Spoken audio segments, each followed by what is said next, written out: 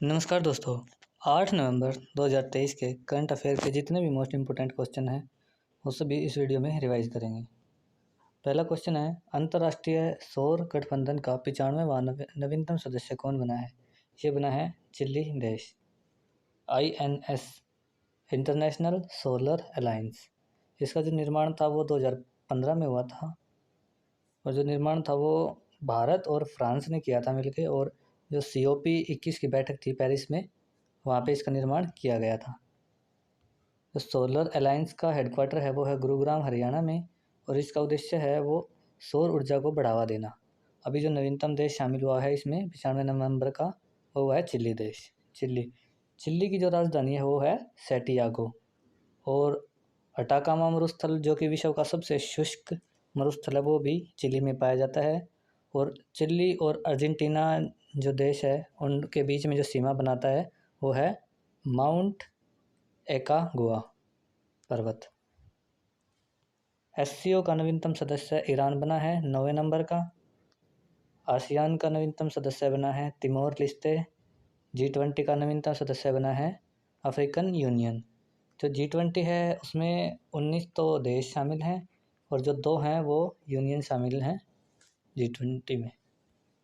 NATO का जो नया सदस्य बना है 31वें नंबर का वो है फिनलैंड, और NDB का जो नया सदस्य बना है न्यू डेवलपमेंट बैंक का, वो बना है मिस्र, और जो न्यू डेवलपमेंट बैंक की अध्यक्ष बनी है वो है दिल्मा रोसेफ, और ये ब्राज़ील की रहने वाली है। नेक्स्ट क्वेश्चन, हाल ही में चर्चा में रही वैश्विक बोगाटो घोषणा का संबंध किससे है? जो बेगाटो घोषणा है वो रिवर डॉल्फिन के लिए ली गई है। वैश्विक बेगाटो घोषणा, इसका जो सम्मेलन है वो कोलंबिया की राजधानी बोगाटो में हुआ था, इसीलिए इसका नाम वैश्विक बोगाटो रखा गया है। क्यों? जो रिवर डॉल्फिन है उनकी 6 प्रजातियां विलुप्त होने के कगार पर हैं, इसीलिए ये जारी किया गया है। इसमें जो शामिल देश थे वो थे 11 देश, एशिया और साउथ अफ्रीका। जहाँ पे मीठा पानी पाया जाता है वहीं पे डॉल्फिन पाई जाती है, और जिन देशों में मीठा पानी पाया जाता है वो 11 देश एशिया और साउथ अफ्रीका के सभी इसमें शामिल हैं। बलीचले घोषणा पत्र का संबंध, हाल ही में अभी बलीचले घोषणा पत्र हुआ था जो कि इंग्लैंड में एक जगह है उसके नाम पर पड़ा था। ये AI सुरक्षा संबंधी पत्र था। डॉल्फिन को राज्य के जलीय जीव अभी उत्तर प्रदेश ने घोषित किया था। राष्ट्रीय डॉल्फिन दिवस ये 5 अक्टूबर को मनाया जाता है, क्योंकि 5 अक्टूबर 2009 को भारत का जलीय जीव डॉल्फिन को घोषित किया गया था। नेक्स्ट क्वेश्चन, सुल्तान जोहर कप 2023 में भारतीय हॉकी टीम ने कौन सा पदक जीता है? जो हॉकी टीम है भारत की उन्होंने अभी ब्रॉन्ज मेडल जीता है, और ये पाकिस्तान को हरा के जीता है, इसीलिए इम्पोर्टेंट क्वेश्चन है। इसका जो आयोजन है वो मलेशिया में हुआ था, 11वें नंबर का था, और जो ये जौहर कप है ये हॉकी में दिया जाता है। इसमें जो गोल्ड मेडल है वो जर्मनी को मिला है, सिल्वर मेडल ऑस्ट्रेलिया को, और भारत को मिला है ब्रॉन्ज मेडल। मलेशिया की जो राजधानी है वो है क्वाला लालपुर। मुद्रा है रिंगिट। हॉकी वर्ल्ड कप 2023, इसका जो क्रम था वो 15वें नंबर का था, और उड़ीसा राउरकेला जो स्टेडियम है उसमें हुआ था। राउरकेला में स्टेडियम है बिरसा मुंडा स्टेडियम, जो कि हॉकी का सबसे बड़ा स्टेडियम है, वहाँ पे हुआ था। इसका शुभ अंकर था ओली। टोक्यो ओलंपिक में भारतीय हॉकी टीम ने ब्रॉन्ज मेडल जीता था, और यहाँ पे टोक्यो ओलंपिक में टोटल जो मेडल थे वो थे 7 पदक भारत ने जीते थे। सलीमा टेटे का संबंध है हॉकी से। भारत का सबसे बड़ा हॉकी स्टेडियम अभी बताया था बिरसा मुंडा स्टेडियम, राउरकेला ओडिशा में स्थित है। नेक्स्ट क्वेश्चन, हाल ही में making our future new direction for human development in India and the Pacific report किसने जारी किया? ये जारी किया UNDP ने। मेकिंग आवर फ्यूचर, इसका जो जारीकर्ता होता है वो UNDP होता है, यानी कि संयुक्त राष्ट्र विकास कार्यक्रम।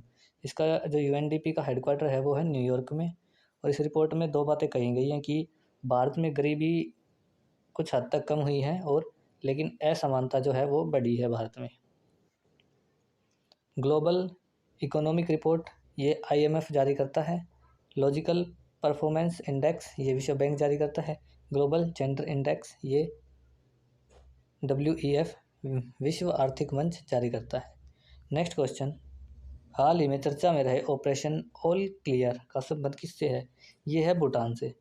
अभी भूटान के जो राजा हैं वो भारत में आ रहे हैं और ये भारत में पहली बार आ रहे हैं, और इसी के चलते 2003 में जो भारत के विद्रोही थे वो उन्होंने भूटान में जाके अपना ली थी, इसीलिए भूटान के द्वारा उन्हें वहाँ से निकालने के लिए ऑपरेशन ऑल क्लियर चलाया गया था। और हाल ही में भूटान के जो राजा हैं वो भारत आ रहे हैं, इसीलिए जो ऑपरेशन ऑल क्लियर है वो याद आया है, इसीलिए ये चर्चा में रहा है। बट ये 2003 में चलाया गया था operation all clear. Operation Ajay, जो ऑपरेशन अजय है वो इजराइल में फंसे भारतीयों को वापस लाने के लिए चलाया गया था। ऑपरेशन कावेरी सूडान में फंसे भारतीयों को लाने के लिए चलाया गया था। ऑपरेशन अल अक्सा फल्ड हमास द्वारा इजराइल पर चलाया गया था। ऑपरेशन करुणा ये म्यांमार में चलाया गया था, म्यांमार की सहायता के लिए। ऑपरेशन ध्वस्त ये NIA द्वारा चलाया गया है, आतंकवाद और जो गैंगस्टर हैं उनको ख़त्म करने के लिए। ऑपरेशन अमानत ये RPF द्वारा चलाया गया था, खोए सामान को वापस लौटाने के लिए। ऑपरेशन मेघदूत ये सियाचिन पर चलाया गया था। ऑपरेशन मेघदूत सियाचिन विजय के लिए। नेक्स्ट क्वेश्चन, हाल ही में वायु गुणवत्ता की निगरानी के लिए एटमैन उत्कृष्टता केंद्र किसने लॉन्च किया? ये किया है IIT कानपुर ने। एटमैन उत्कृष्टता केंद्र, जो एटमैन की फुल फॉर्म है वो है advance technology for monitoring air quality indicator. आपकी फुल फॉर्म देख के पता चल रहा है कि वायु की गुणवत्ता के निगरानी के लिए इसे बनाया गया है और ये IIT कानपुर ने लॉन्च किया है। IIT मद्रास का जो ऑफशोर कैंपस है पहला, ये जंजीबार में स्थापित हुआ है। और प्रोजेक्ट जो कार्टरू था ये IIT मद्रास द्वारा चलाया गया था, ये भी वायु प्रदूषण की जांच के लिए चलाया गया था। परम कामरूप, जो परम कामरूप है ये सुपर कंप्यूटर है और IIT गुवाहाटी में स्थापित किया गया है। जो कामरूप है ये असम का पुराना नाम था, इसीलिए इसका नाम भी परम कामरूप रखा गया है। IIT दिल्ली का अफसोर कैंपस अभी सेकंड नंबर का होगा ये। पहला तो जंजीबार में स्थापित किया गया है जो कैंपस है बाहर, भारत के बाहर, और जो भारत के बाहर दूसरा है वो IIT दिल्ली ने स्थापित किया है UAE में।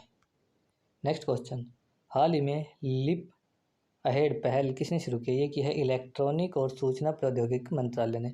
जो इलेक्ट्रिक और सूचना प्रौद्योगिकी मंत्रालय है वो है अश्विनी वैष्णव। लेप अहेड इनिटिव स्टार्टअप को बढ़ावा देने के लिए और स्केल अप करने के लिए और फंड जमा करने के लिए इसे चलाया गया है। वन डिस्ट्रिक्ट वन स्पोर्ट्स योजना ये उत्तर प्रदेश ने चलाई थी। एक जिला एक उत्पाद योजना ये भी उत्तर प्रदेश ने चलाई थी। मुख्यमंत्री ग्राम गाड़ी योजना ये झारखंड द्वारा चलाई गई थी। इसका उद्देश्य था गांवों को शहरों से जोड़ना, उसके अंतर्गत जो सड़क का निर्माण होगा। हर घर गंगा जल आपूर्ति योजना ये बिहार में चलाई गई थी। लाडली बहन योजना ये मध्य प्रदेश में चलाई गई थी। अम्मा और बहिनी योजना सिक्किम में चलाई गई थी। एक पंचायत एक खेल योजना ये केरल में चलाई गई थी। अमृत धरोहर योजना जो 75 रामसर साइट है भारत में उनकी निगरानी के लिए। गोबर धान योजना ये गोबर से एनर्जी बनाना है और जो एनर्जी है वो स्वच्छ एनर्जी होगी। मिष्टी योजना मैंग्रोव वन के लिए चलाई गई थी मिष्टी योजना। नेक्स्ट क्वेश्चन, हाल ही में भारत में 100% FDI प्राप्त करने वाली पहली रक्षा क्षेत्र की कंपनी कौन सी? ये है सैब कंपनी जो कि स्वीडन की है और भारत में स्थापित है। सैब कंपनी ये स्वीडन की है। रॉकेट निर्माण कंपनी है, रॉकेट जो इंडियन आर्मी है या फिर कोई आर्मी है जो कंधे पर रखकर रॉकेट चलाए जाते हैं उनका निर्माण करती है। और ये रक्षा क्षेत्र में 100% FDI प्राप्त करने वाली पहली कंपनी बन गई है। जो FDI है इसका मतलब होता है प्रत्यक्ष विदेशी निवेश। मतलब सिंपल जो और कंपनियां होती हैं उनमें तो 75% होता है दूसरों का इन्वेस्टमेंट, बट इसमें पहली कंपनी बनी है ये रक्षा के क्षेत्र में जिसका 100% बाहर का इन्वेस्ट है। नोबेल पुरस्कार है ये स्टॉकहोम में दिए जाते हैं, और लेकिन जो शांति का पुरस्कार है शांति का नोबेल पुरस्कार वो ओस्लो नॉर्वे में दिया जाता है। नेक्स्ट क्वेश्चन, हाल ही में भारतीय सेना ने चाणक्य रक्षा संवाद 2023 का आयोजित कहाँ किया है? ये किया नई दिल्ली में। चाणक्य रक्षा संवाद 2023 जो क्यों किया है? दक्षिण एशिया में सुरक्षा और शांति को बढ़ाने के लिए। और जो नई दिल्ली है उसमें सर मानेकशॉ सेंटर है, वहाँ पे इसकी स्टार्टिंग हुई है अभी चाणक्य रक्षा संवाद की। नेक्स्ट क्वेश्चन, प्रतिवर्ष राष्ट्रीय कैंसर जागरूक दिवस कब मनाया जाता है? ये मनाया जाता है 7 नवंबर को, क्योंकि इस दिन मैडम क्यूरी का जन्मदिन दिवस है। और सबसे पहले जो कैंसर का जो स्टार्टिंग का इलाज है, उसका बचाव है, उसका रखरखाव है, उसका उपचार है, इस सब के बारे में मैडम क्यूरी ने बताया था। विश्व कैंसर दिवस ये 4 फरवरी को मनाया जाता है। इसकी थीम है देखभाल अंतर को बंद करें। विश्व सुनामी दिवस ये 5 नवंबर को बनाया जाता है। मैंने कल या परसों वाली वीडियो में सुनामी का मतलब बताया था, तो आप कमेंट बॉक्स में बताएंगे सुनामी का मतलब क्या होता है और सुनामी क्या होती है। डायबिटीज़ दिवस ये 14 नवंबर को मनाया जाता है। विश्व शौचालय दिवस 19 नवंबर को मनाया जाता है। 19 नवंबर को ही मैन दिवस भी मनाया जाता है, मैन डे। संविधान दिवस ये 26 नवंबर को मनाया जाता है, क्योंकि इसी दिन हमारा भारत का संविधान बनकर तैयार हुआ था। राष्ट्रीय दुग्ध दिवस ये 26 नवंबर को मनाया जाता है।